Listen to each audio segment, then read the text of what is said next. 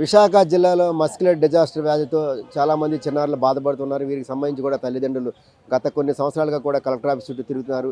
ఇటువంటి పిల్లలకి ఆదుకోవాలి, ఎందుకంటే మానసికంగా వాళ్ళంతా కూడా వికలాంగులు అవ్వడం, మరోవైపు కాళ్ళు చేతులు పనిచేయకపోవడం, బ్రెయిన్ ఇంప్రూవ్ అవ్వడం, ఇటువంటి వ్యాధులతో వాళ్ళు అంతా బాధపడుతున్నా సరే తల్లిదండ్రులు అంతా కూడా వారిని 24 గంటలు చూసుకోవాల్సిన పరిస్థితి. దీంతో తల్లిదండ్రులు కూడా మానసికంగా ఒత్తిడికి గురవాల్సిన పరిస్థితి. దీంతో ఎంతో కొంత ఆర్థికంగా పరిస్థితి బాగాలేనంతా కూడా ఆ పిల్లల్ని వైపు వదలలేక మరోవైపు అలాగని పూర్తి స్థాయిలో వారిని వైద్య సదుపాయాలు సమకూర్చలేక అనేక ఇబ్బందులు పడుతున్న పరిస్థితి. ఇదే నేపథ్యంలో గత కొన్ని సంవత్సరాలు కూడా విశాఖ జిల్లా కలెక్టర్ కానీ లేకపోతే అధికారులు కలుస్తున్నా సరే ఎటువంటి ప్రయోజనం లేకపోతుందంటే కూడా వారంతా కూడా ఆవేదన వ్యక్తం చేసిన పరిస్థితి. ఇక్కడ మనతో పాటు ఎవరైతే మస్క్యులర్ డిజాస్టర్ ఇబ్బంది పడుతున్నారో వారి తాలూకు పిల్లల తల్లిదండ్రులు ఉన్నారు. వారు ఎటువంటి ఇబ్బందులు పడుతున్నారు ఏంటి అనే దానికి సంబంధించి కూడా వారి మాట్లాడుతుంది. ఎక్కడి నుంచి వచ్చారు, ఏంటి మీ పిల్లడికి ఇబ్బంది ఏంటి? మాది వైజాగ్ టౌన్ కొత్త రోడ్ నుంచి వచ్చాం సార్.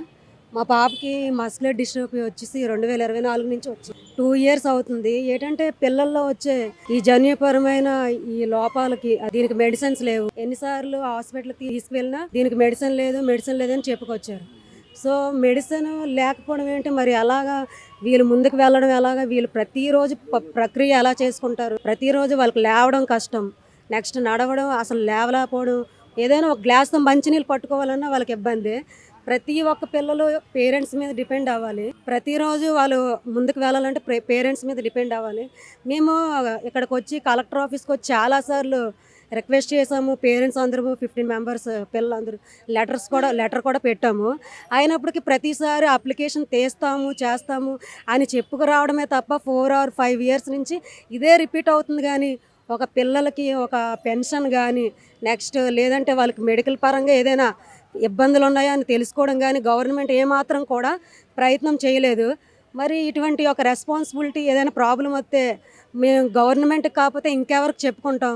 ఇప్పుడు మా హస్బెండ్ గారు కూడా పెద్ద చదువుకోలేదు. ఆయన జస్ట్ ఫిషింగ్ హార్బర్లో వర్క్ చేస్తారు, చేపలు రొయ్యల వ్యాపారం. ఇప్పుడు ఆయన అది చేసుకోకుండా కూడా మానేసి ఈ పిల్లలు చూసుకునే పనిలోనే ఉన్నారు.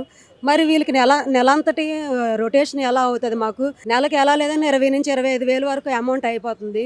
రోజు ఫిజియోథెరపీ చేయడానికి దానికి అమౌంట్ అవుతుంది. పిల్లలకు మంచి ఫుడ్ ఇవ్వాలన్నా, మెడిసిన్ ఇవ్వాలన్నా, దేనికైనా ఏదైనా ఒకటి ప్రాబ్లం వచ్చినప్పుడు గవర్నమెంటే పట్టించుకోకపోతే దీన్ని ఎవరికి చెప్పుకోవాలి, మేము ఏం చేయాలి? ఆల్రెడీ చంద్రబాబు నాయుడు ఆదేశం ఇచ్చారు, ఇలాగా పెన్షన్స్ ఇవ్వండి, పిల్లలకి ఇవన్నీ చేయండి, వాళ్ళకి మెడికల్ పరంగా గవర్నమెంట్ పరంగా అన్ని విధంగా సపోర్ట్ చేయండి అని చెప్పుకొస్తున్నారు. అయినప్పటికీ కూడా ఎవరు రెస్పాన్సిబిలిటీ తీసుకోకపోతే దీన్ని మేము ఏ రకంగా ఆలోచించాలి, ఏ రకంగా అర్థం చేసుకోవాలి, దీన్ని ఏ రకంగా మా పిల్లల యొక్క ఫ్యూచర్ మేము ఎలా అంచనా వేయాలి మాకు అర్థం కావట్లేదు. మేము పేరెంట్స్ అందరూ కోరుకొని రిక్వెస్ట్ చేసింది ఒకటే, గవర్నమెంట్ పరంగా మాకు సపోర్ట్ రావాలి, పిల్లలకు పెన్షన్ రూపంలో రావాలి. నెక్స్ట్ వాళ్ళ ఎడ్యుకేషన్ సిస్టంలో రేపు పొద్దున్న ఈ డిసేబిలిటీకి డాక్టర్లు ఆల్రెడీ చెప్పేశారు మెడిసిన్స్ లేవని. అది వచ్చినప్పుడు ఇంప్రూవ్ చేయడానికి కూడా గవర్నమెంట్ మాకు మెడిసిన్ పరంగా సపోర్ట్ ఇవ్వాలి. ఎడ్యుకేషన్ పరంగా పిల్లలు ఎంతలో ముందుకు వెళ్తారో, ఎటువంటి చదువుతారో దాని నుంచి కూడా మాకు గవర్నమెంట్ నుంచి సపోర్ట్ రావాలి. నెక్స్ట్ పెన్షన్ రావాలి. అన్ని విధాలుగా మాకు సపోర్ట్గా ఉండాలని గవర్నమెంట్కి మేము ఆదేశం తెలుపుకుంటున్నాం సార్. మా బాబుకి 6 years ఉన్నప్పుడు అంటే ఎఫెక్ట్ అయింది సార్. నడవలేకపోయాడు, పడిపోయాడు, అస్తమానం పడిపోతున్నాడు ఏంటి అనేసి హాస్పిటల్ తీసుకెళ్తే మిషనీ మస్కులర్ డిస్ట్రోఫీ అని చెప్పారు. ఈ ప్రాబ్లం ఏంటంటే ఇంకా వాళ్ళ ఏజ్ పెరిగిన కొలది రోజుకొక అంటే అలాగా వాళ్ళ బాడీలో మార్పులు వచ్చేస్తాయి అనమాట. ఇంకా నడవలేరు, కూర్చోలేరు. మా అబ్బాయి అయితే ప్రెజెంట్ సిచ్యువేషను కనీసం ఇలా కూర్చొని కూడా ఉండలేడు. ఫుల్ పిల్లోస్ పెట్టి కూర్చోబెట్టాలి. వాటర్ తాగాలన్నా నేనే తాగిపించాలి. మినిమం ఒక తల మీద ఇలా దురదేస్తుందన్నా నేనే గోకాలి. అలాగా వచ్చి పిలిచి ప్రతి దానికి మేము వెనకాల సపోర్ట్గా ఉండి చెయ్యాలి.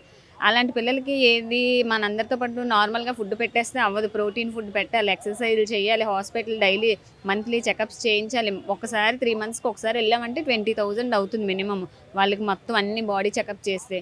వాళ్ళకి బాడీ చెకప్ చేయకుండా వదిలేసామంటే వాళ్ళకి లోపల నుంచి కండరాలు, శ్వాస తీసుకునే కండరాలు సన్నగా అయిపోయి ఊపిరి కూడా తీసుకోవడానికి ఇబ్బంది అవుతుంది అనమాట. అందువల్ల వాళ్ళ లైఫ్ స్పాన్ కూడా తక్కువే. అలాంటి పిల్లలకి ఇప్పుడు పెన్షన్ పర్సంటేజ్ బట్టి ఇస్తున్నారు సార్. పర్సంటేజ్ ఏమో మాకు అప్పుడు చిన్నప్పుడు చేశారు బాబుకి. అప్పుడు బాబు నడవలేకపోయినా జస్ట్ అలా కూర్చొని ఉండేవాడు. అప్పుడు 70% ఇచ్చారు వీల్ చైర్లో తీసుకెళ్తే. ఇప్పుడేమో మేము పెన్షన్ ఎన్టీఆర్ భరోసా 15,000కి పెడదామంటే 90 above ఉండాలంటున్నాడు. పోనీ మళ్ళీ పర్సంటేజ్ పెడదాము అని అంటే అక్కడ ఆల్రెడీ పెన్షన్ ఉంది కదా, మీకు చూపిస్తుంది కదా, మీకు ఇంకా ఎలా వస్తుంది పెన్షన్ రాదు, మీకు ఇంక ఇదే కంటిన్యూ అవుతుంది, ఈ 6,000తోనే ఉండండి అంటున్నారు. ఆ అబ్బాయి చూస్తే బెడ్ రిడెన్ అయిపోయింది. మరి బెడ్ రిడెన్ వాళ్ళకి ఆల్రెడీ మస్కులర్ డిస్ట్రోఫీకి 15,000 ఇస్తాము, మీరు అప్లై చేసుకోండి ఎన్టీఆర్ భరోసా కానీ మీటింగ్లో వాటిలో చెప్తున్నారు కదా సార్ నాయకులందరూ. మరి దీనికోసం ఏదైనా రెస్పాండ్ అవుతే బాగుంటుందని నా అభిప్రాయం సార్. చూద్దాం దీనికి ప్రతి నెల 25 అలా అవుతుంది సార్. ఇంకా చాలా ఖర్చులు అవుతాయి. డైపర్స్ వేయాలి, డైలీ 3 డైపర్స్ మార్చాలి. ఆ డైపర్స్ మీకు తెలియదే ఉంది, ఒక డైపర్ ప్యాకెట్ కొన్నామంటే 800. అది 1 వీక్ కూడా రాదు, ఒక 4-5 డేస్ వస్తుంది. ఇంకా మళ్ళీ ఈ మధ్యన మా అబ్బాయికి బాగాలేదు, ఖర్చులు ఈ ఖర్చులు. మా హస్బెండ్ ఆటో డ్రైవర్, నేను ఇంకా జాబ్ చేయడానికి ఏం లేదు. నేను చదువుకున్నాను, డిగ్రీ చదువుకున్నాను, కానీ మరి జాబ్ చేయడానికి లేదు. ఇంకా బాబుని చూసుకోవడానికి నేను ఉండిపోయాను అలాగా. మా హస్బెండ్ తెచ్చిన దాంతోనే ఆ మెడిసిన్ అవి రెంట్లు ఎలా సార్ అవుతుంది. గవర్నమెంట్ ఏదైనా హెల్ప్ చేస్తే బాగుంటుంది అనేసి ఇప్పటికి 4th టైం మేము ఇక్కడ అప్లై చేయడం. ప్రతిసారి అప్లై చేస్తుంటే మళ్ళీ ఫోన్ కాల్ వస్తుంది, మీ సమస్య పరిష్కారం చేస్తాము, కాకపోతే మీ బాబు ఈ పెన్షన్కి ఎలిజిబుల్ కాదు అని చెప్తున్నారు. ఇంకా బెడ్ రెడెన్ అయిపోయి మంచం మీద ఉన్న పిల్లాడికి కూడా మీరు ఇవ్వలేకపోతే ఇంకా దేనికి సార్ ఈ ఎన్టీఆర్ భరోసా ఇవన్నీ పెట్టింది? ఇలాంటి వాళ్ళకే కదా ఇవ్వాలి. జెన్యున్గా మాకు ఉన్నది ప్రాబ్లం ఉన్నది, మేము అన్నిటికీ అర్హులమైంది కూడా ఇన్నిసార్లు పిల్లల్ని పట్టుకొని తిరగాల్సి వస్తుంది. అది మాకు కష్టంగా ఉంది. హాస్పిటల్లో కేజీహెచ్లో ట్రీట్మెంట్ చేసి ఈ అమ్మాయికి మస్కులర్ డిస్ట్రఫీ, దీనికి మెడిసిన్ లేదు, మీరు పాప హాస్పిటల్ తీసుకుని నడిచేది, తర్వాత నుంచి ఇంకా అలా బెడ్ రెడెన్ అయిపోయిందండి. కంటిన్యూ పెరుగుతుంది తప్ప వ్యాధి తగ్గదు అని చెప్పేసి అన్నారు. ఎక్కడ మెడిసిన్ లేదమ్మా, మీరు కంటిన్యూ ఫుడ్, ప్రోటీన్ ఫుడ్ పెట్టాలి, మెస్లో రోజు ఫిజియోథెరపీ చేయించాలి అని చెప్పాను. నేను ప్రైవేట్ ఎంప్లాయీ సార్, ఇన్సూరెన్స్ చేసుకుంటాను, సింగిల్ పేరెంట్, ఫాదర్ లేరు. అమ్మాయిని నేనే పోషించాలి. అలాగే ఒక మనిషి మీద ఆధారపడి ఉంటుంది అది ఖచ్చితంగా. ఇప్పుడు మేడం అన్నట్టు వాళ్ళ పని వాళ్ళు చేసుకోవాలి. ఖచ్చితంగా ఒక మనిషి ఉంటేనే అవుతుంది. అలాంటిది మేము ఎక్కడికి వెళ్ళి పని చేసుకోవడానికి అవుతుంది సార్. మేము పెన్షన్ కోసం నేను 2 ఏళ్ళు బట్టి పెన్షన్ కోసం తిరుగుతున్నాను. ఇప్పుడు కూడా ఏం చెప్తున్నారంటే డిహెచ్ మాఫీ ఎప్పుడైతే శాంక్షన్ అవుతుందో అప్పుడే ఇస్తామని. ఎప్పుడే ఇస్తే ఎలాగవుతుంది? మేము 2 ఏళ్ళు బట్టి పెన్షన్ కోసం తిరుగుతున్నాను. ఇప్పుడు కూడా ఎందుకు వచ్చామంటే ఈ చంద్రబాబు నాయుడుకి 200 పెన్షన్లు శాంక్షన్ చేసాము కలెక్టర్ గారికి, అని దానికోసం వినతి పత్రం చెల్లించడానికి వచ్చాను. దాంట్లో వీళ్ళు రేర్ డిజీజ్ అంటే అంత జబ్బులు ఉన్నాను కాదండి, వీళ్ళకి వేరే ఫుడ్ వేరేగా పెట్టాలి, వేరే ట్రీట్మెంట్ వేరేగా ఇవ్వాలి. ఒక పిల్లల్ని హాస్పిటల్ తీసుకెళ్ళడానికి 2 మనుషులు మోసుకుని వెళ్ళాలి సార్. వీళ్ళు మనలా కాకుండా వేరేగా, అంటే వీళ్ళు తినే ఫుడ్ కూడా ప్రోటీన్లో కాకుండా కొలెస్ట్రాల్ కింద వెళ్ళిపోయి వెయిట్ కూడా పెరిగిపోతారు సార్ పిల్లలు. అందరికన్నా వీళ్ళ లైఫ్ టైం కూడా చాలా తక్కువ ఉంటుంది. ఎప్పుడు ఏ ప్రాబ్లం వస్తుందో తెలియదు. బ్రీతింగ్ ప్రాబ్లమ్స్ అండి, వీళ్ళు ఏజ్ని బట్టి వీళ్ళ వాతావరణం బట్టి ఒక్కొక్కలా ఉంటారు. అప్పుడు ఇమీడియట్గా డాక్టర్ తీసుకెళ్ళాం అనేసి 5,000 వేలు ఉంటే కానీ అవ్వదు. వీళ్ళకి హెల్త్ కార్డు కూడా అవ్వదు సార్ ఖచ్చితంగా. అలాగే గవర్నమెంట్ హాస్పిటల్ తీసుకొచ్చి వెంటనే ఎవరు రెస్పాండ్ అవ్వట్లేదు సార్. మేము లాస్ట్ టైం కూడా కలెక్టర్ గారు తీసి కేహెచ్లోకి వెళ్ళాం, కానీ ఫిజియోథెరపీ తీసుకెళ్ళి నాకు మా ఇంటికి వచ్చి చేయడానికి అవ్వదు. ఖచ్చితంగా హాస్పిటల్కి వెళ్ళి పిల్లల్ని తీసుకొని వెళ్ళే పరిస్థితి లేదు సార్. అలాగే ఇంటి దగ్గర చేసుకునే స్తోమత లేదు. అందుకోసమని పెన్షన్ కోసం మేము పెట్టుకున్నాం సార్. అది పెన్షన్ వచ్చేటప్పుడే తీస్తాము, ఇంతవరకు అప్లై రాలేదు అంటున్నారండి. అంతే 2 ఏళ్ళు బట్టి అదే చెప్తున్నారు. 2 సార్లు పెట్టినా సరే ఫోన్ చేసి ఎప్పుడైతే వస్తుందో అప్పుడే వస్తుందని చెప్తుంది. దానికి వేరే ఆప్షన్ చెప్పడం లేదండి. ఇప్పుడు కూడా ఇంకా ₹1 కూడా పెన్షన్ రాలేదండి. తీసినప్పుడు వస్తుంది అని చెప్తున్నారు. 2 ఏళ్ళు బట్టి అదే చెప్తున్నారు సార్. ఎప్పుడు సార్ అంటే నడిచే పిల్లలు కాకుండా ఇటువంటి పిల్లలు కూడా ఇంకా అది చేయకపోతే ఇంకెందుకు సార్? ఇప్పుడు గవర్నమెంట్ ఉన్నది కష్టాలు తీర్చడం కోసమే కదా. ప్రతి నెల 20 నుండి 25 వేలు వరకు అవుతుంది సార్. వాళ్ళకి ప్రోటీన్ ఫుడ్ పెట్టాలి సార్, అని మామూలుగా ఉండదు సార్. ఖచ్చితంగా డైపర్స్ వేయాలి సార్ కంపల్సరీ. ఫిజియోథెరపీ చేసి రోజు ఫిజియోథెరపీ చేసి 200 నుంచి 300 తీసుకుంటారు సార్. ఇంటికి వచ్చి చేస్తే అక్కడ తీసుకెళ్తే అలాగే తీసుకెళ్లే పొజిషన్ లేదు సార్. ఒక పాపను తీసుకుంటే 2 మనుషులు మొయ్యాలి సార్. నేను మొయ్యలేను, ఇంక మనిషిని పెట్టుకోవాలి. 12 సంవత్సరాలు సార్. పెన్షన్ సార్, పెన్షన్ కోసం కోరుకుంటున్నాను సార్. అలాగే సింగిల్ పేరెంట్ ఉన్న వాళ్ళకి ఎటు ఆధారం ఉండదు కాబట్టి వాళ్ళకి ఏమైనా చూపించాలని కోరుకుంటున్నాను సార్. అనే వ్యాధితో బాధపడుతున్నాడండి. బాబుకి 7 ఇయర్స్కి వ్యాధి ఉందనేసి బయటపడిందండి. అప్పుడు కొంచెం నడిచిపోడు. గత 2 సంవత్సరాల నుంచి అసలు నడక మొత్తం పోయింది. మొత్తం బెడ్కే పరిమితం. ఎక్కడికైనా తీసుకెళ్లాలన్నా వీల్ చైర్ మీద తీసుకురావాలి, వీల్ చైర్ మీదనే తీసుకొని వెళ్ళాల్సి వస్తుంది. ఎవరు సపోర్ట్ లేకుండా ఎక్కడికి బాబుని తీసుకెళ్ళడం కుదరదు. బాబు చదువుకోవాలన్నా వీల్ చైర్ మీద తీసుకొని వెళ్ళి వాళ్ళకి స్టడీ పర్పస్లో కూడా ఒక మదర్ అయినా ఫాదర్ అయినా ఒకరు ఉంటే కానీ అవ్వదండి. బాబుకి ఏ సాయం చేయాలన్నా ఒక మనిషి ఉండాలి. మంచినీళ్ళు ఇవ్వాలన్నా కూడా ఇవ్వాలి. వాష్రూమ్కి వెళ్ళాలన్నా కూడా ఒకరి సాయం ఉండాలండి. మొత్తం వీల్ చైర్ మొత్తం ఇదండి. టాలెంట్ పరంగా పిల్లలు బాగా చదువుతారండి మా పిల్లలందరూ. కాకపోతే గవర్నమెంట్ మాకు 15,000 శాంక్షన్ చేసిందండి. గత 3-4 ఏళ్ళ నుంచి గత ప్రభుత్వం నుంచే మేము ప్రయత్నం చేస్తున్నా సరే మాకు ఇప్పుడు చంద్రబాబు నాయుడు వచ్చిన తర్వాత 6,000 పెన్షన్ వచ్చిందండి. అసలు మా పిల్లలందరికీ 15,000 పెన్షన్ అర్హత ఉంది. ఈ పెన్షన్కి 3 ఏళ్ళ నుంచి మేము తిరుగుతున్నా కానీ ఇప్పుడు వరకు మాకు ఆ పెన్షన్ మాత్రం అవైలబుల్ అవ్వలేదండి. ఇప్పటి నుంచి ఇంకా అప్రూవల్ రాలేదు, టైం పడుతుంది అనేసి అలాగే తిప్పుతుంది. డిహెచ్ఓ ఆఫీస్కి, కలెక్టర్ ఆఫీస్కి ఇప్పటికి 3-4 సార్లు పైన తిరిగామండి. అక్కడి నుంచి ఇక్కడికి అలా తిప్పుతున్నారు తప్ప ఇంకా అప్రూవల్ రాలేదు. ఆదేశాలు వస్తే మేము చేస్తామని అంటున్నారు కానీ ఈ 3 ఏళ్ల నుంచి మేము తిరగడమే జరుగుతుందండి ఇలాగా. మా పిల్లలకి ఒక ఫిజియోథెరపీ ఖచ్చితంగా రోజు ఉండాలండి. ఒక రోజు చేయకపోయినా బాబు ఇంకా బ్యాక్ అయిపోయే అవకాశం ఉంది. కాళ్ళే కాదు మొత్తం బాడీ అంతా కండరాల బలహీనత వల్ల ఒక్కొక్కటి ఇంచుమించుగా పడిపోతూనే ఉంటాయి. వీళ్ళకి ఖచ్చితంగా ఒక ఫిజియోథెరపీ ఉండాలి ఖచ్చితంగా. వాళ్ళకి ఫిజియోథెరపీ బయటికెళ్ళి చేయించాలంటే మస్తు డబ్బుతో కూడిన పని అండి. ఏ దానికైనా డబ్బుతో కూడిన పని. ఈ గవర్నమెంట్ కనీసం శాంక్షన్ చేసిన అమౌంట్ అయినా మాకు ఇస్తే మా పిల్లల్ని మాకు చూసుకోవడానికి మాకు వీలవుతుందండి. ఇప్పుడు మా బాబుతో మొత్తం పొద్దున్నుంచి సాయంత్రం వరకు మేము అలా ఉండిపోవాల్సింది. ఏ వర్క్ చేసుకోవడానికి కూడా లేదండి. ఇప్పుడు ఇలాంటి పిల్లల్ని వదిలేసి మేము బయటికి వెళ్ళి చేయాలన్నా కష్టమే కదా. గవర్నమెంట్ సహాయం చేస్తే మా పిల్లలకి ఎంతో యూజ్ అవుతుంది. ఎలా ఉంటుంది పిల్లలతో రోజు మీరు ఎంత ఖర్చు అవుతుంది వాళ్ళతో ఎటువంటి దీనికి అసలు మెడిసిన్ లేదండి. మనం పెట్టాల్సిందంతా ప్రోటీన్ ఫుడ్ పెట్టాలి పిల్లలకి. ఏ రోజుకి ఆ రోజు ఈ కేసు ఏంటంటే ఏ పూటకు ఆ పూట ప్రోటీన్ కోల్పోతూనే ఉంటుంది పిల్లలకి. వీళ్ళకి పెట్టిన ఫుడ్ అంతా కొంచెం కాస్ట్గా మంచిగా ఫ్రూట్స్ అని, వాల్నట్స్ అని, బాదం పప్పు అని ఇలాంటి ఫ్రూట్స్ అన్నీ మంచి విటమిన్ ఫుడ్డే పెట్టాలండి. ఫిష్ అని ఇవన్నీ కాస్ట్తోనే ఫిజియోథెరపీ చేయించాలి. రెగ్యులర్గా ఎక్కడ ఫిజియోథెరపీ మాత్రం ఖచ్చితంగా ఉండాలండి పిల్లలకి. మీకు ఆదాయం ఏంటి ఎంత ఖర్చు అవుతుంది? ఆదాయం ఆయన బంగారు పని చేస్తారు వర్కరు. ఆదాయం ఆయన వచ్చిన దాంట్లో ఇక్కడ ఆర్కే మిషన్ అని ఒకటి ఉంది, అందులో సర్వీస్ తీసుకుంటున్నామండి మేము ప్రెజెంట్. ఎంత ఆదాయం వస్తుంది బాబుకి ఎంత ఖర్చు అవుతుంది? బాబుకి 15,000 పైన అవుతుందండి. 15-20 అవుతుంది అలాగా. సరిపోతుంది మీకు మెయింటెనెన్స్? మరి అలాగా అడ్జస్ట్ అవుతున్నా. మరి ఆ పని ఈ పని చేసి ఇంకా మరి తప్పక ఏదో బాధపడుతున్నాం. అలాగనేసి గవర్నమెంట్ ఏ సాయం చేస్తుంది అనేసి ఈ బాధతోనే 3 ఏళ్ళు 4 ఏళ్ళ నుంచి తిరుగుతున్నామండి. మాకు అర్హత ఉంది ఆల్రెడీ, అయినా సరే మాకు అప్రూవల్ రాలేదనేసి ఇలాగ ఇబ్బంది పెడుతున్నారు. ఎన్నోసార్లు ఈ బాబుని ఎత్తుకొని ఇక్కడికి ఒక ఆటో కట్టించుకొని రావాలన్నా 200-300 అవుతుందండి. వచ్చిన ప్రతిసారి అవుతుంది అమౌంట్ కూడాను. అయినా ఇంతమంది ఒకరు ఇద్దరు కాదండి, 30-40 మంది ఉన్నారు ఇక్కడ.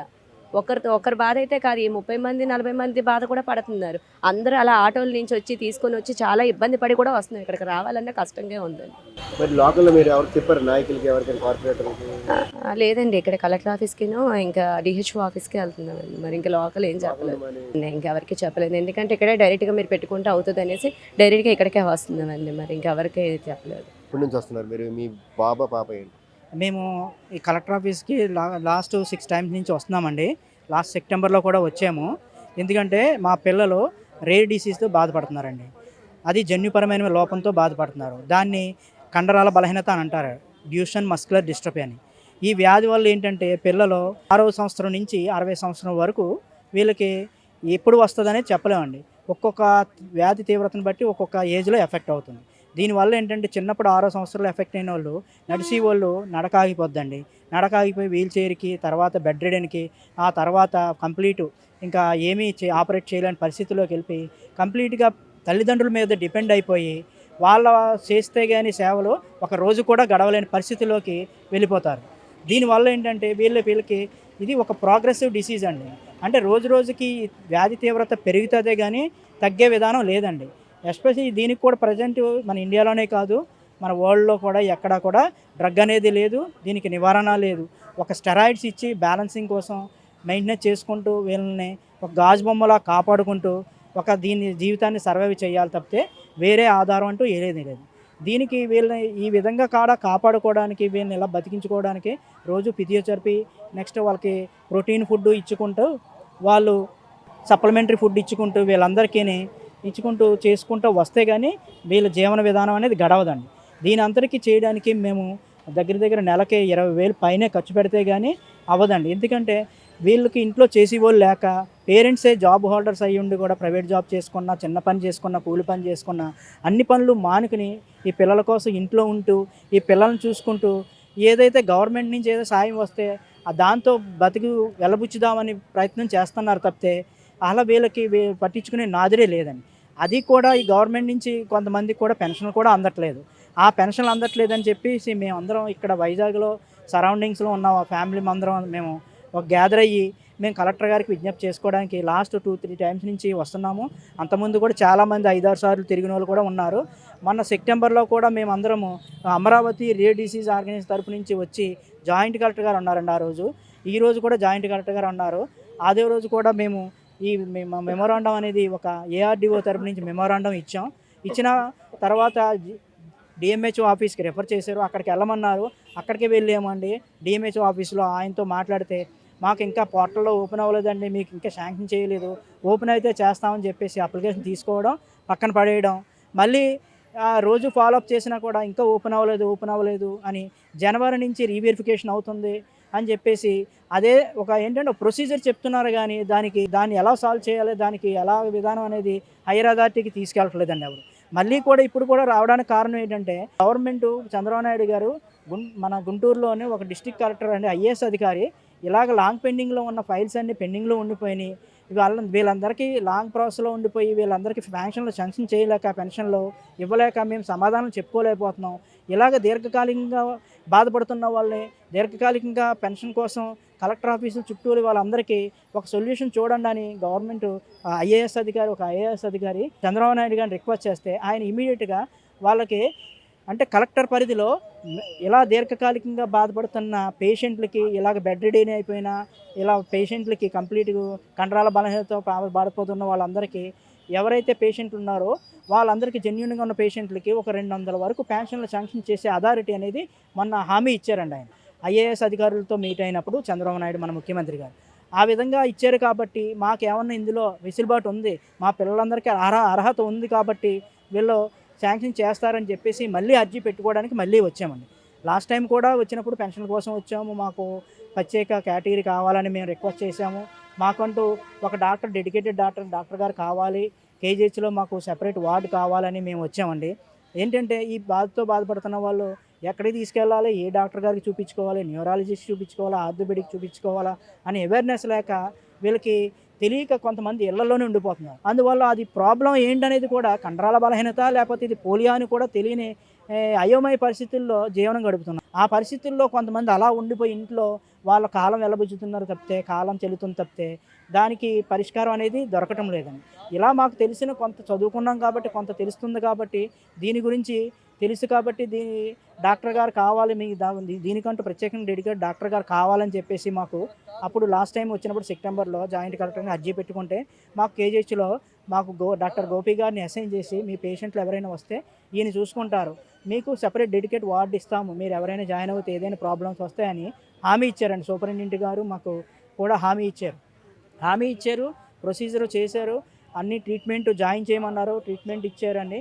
ట్రీట్మెంట్ ఇచ్చిన ఆ ప్రాబ్లం ఏంటనేది తెలుసుకోవాలంటే దానికి ఒక DNA టెస్ట్ అంటే జెనెటికల్ టెస్ట్ చేయాలండి. ఆ టెస్ట్ చేస్తేనే అది ప్రాబ్లం ఏంటనేది బయటపడుతుంది. ఆ ప్రాబ్లం ఏంటో తెలియక అది పోలియో లేకపోతే ఇంకేదైనా వ్యాధి అనేది, కానీ ఆ జెనెటికల్ టెస్ట్కి మాకు అథారిటీ లేదు. కేజీహెచ్లో మీ సూపరింటెండెంట్ గారితో మాట్లాడుకోమని ఒక 10 days ట్రీట్మెంట్ చేయించి ఆ ట్రీట్మెంట్ చేసిన తర్వాత డిశ్చార్జ్ చేశారు.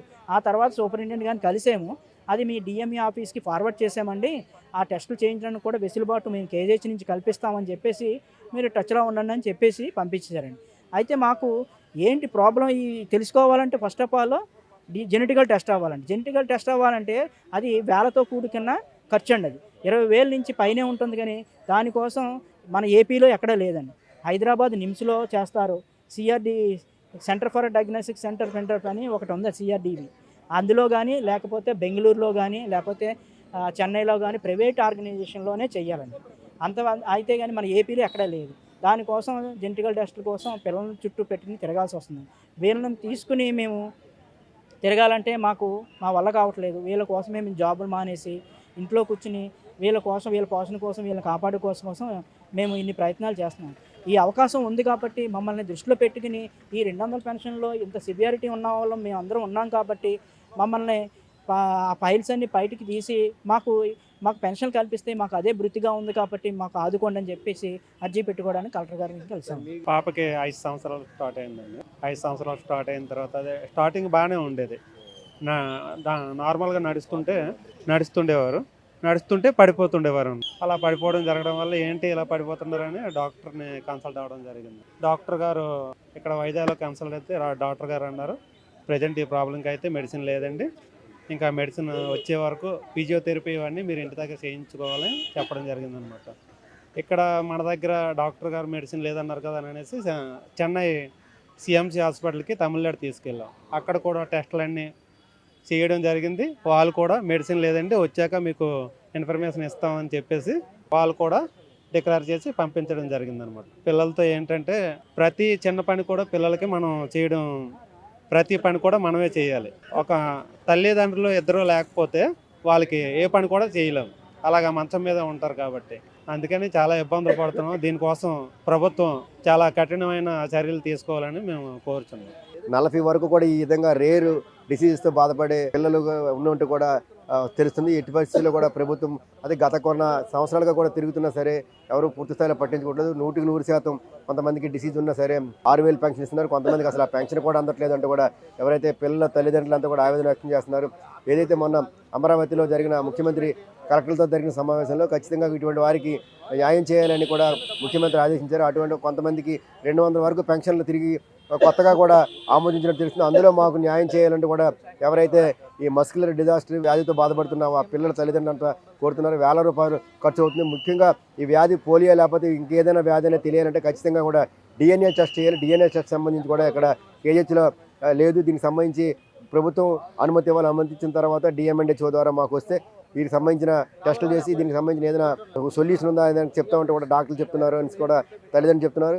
ఏదైనా పిల్లలతో చాలా ఇబ్బందులు పడాల్సి వస్తుంది. మాకు పూర్తి స్థాయిలో ప్రభుత్వం 100% పెన్షన్ కల్పించాలి. మరోవైపు వ్యాధికి సంబంధించిన టెస్టులు చేసి పిల్లలకి కొంత ఆరోగ్యం మెరుగుపడేలా చేయాలంటూ కూడా ఎవరైతే పిల్లలు రేరు వ్యాధితో బాధపడుతున్నారో పిల్లల తల్లిదండ్రులంతా కూడా కోరుతున్న పరిస్థితి. Video journalist Raghavatharamu, Abhinav Bharat, Visakhapatnam.